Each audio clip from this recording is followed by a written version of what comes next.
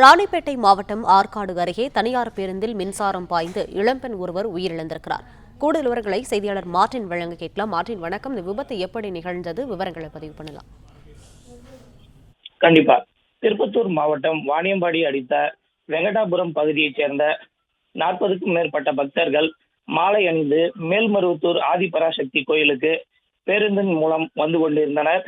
அப்போது ராணிப்பேட்டை மாவட்டம் ஆற்காடு அடுத்த 30 வெட்டி பகுதியில் டீ அருந்துவதற்காக பேருந்து சாலையோரம் நிறுத்தும் போது சாலையோரம் உள்ள மின்கம்பி பேருந்தின் மேல் கூரையில் மீது உரசியதாக கூறப்படுகிறது.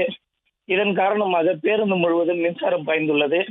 இந்த நிலையில் பேருந்தில் இருந்து கீழே இறங்குவதற்காக கம்பியை பிடித்த அகல்யா என்ற இளம் பெண் இதில் மின்சாரம் தாக்கி பரிதாபமாக உயிரிழந்தார். இதனைத் தொடர்ந்து அகல்யாவின் உடலை ஆற்காடு அரசு மருத்துவமனைக்கு கொண்டு செல்லப்பட்டு பிரேத பரிசோதனைக்காக வைக்கப்பட்டுள்ளது.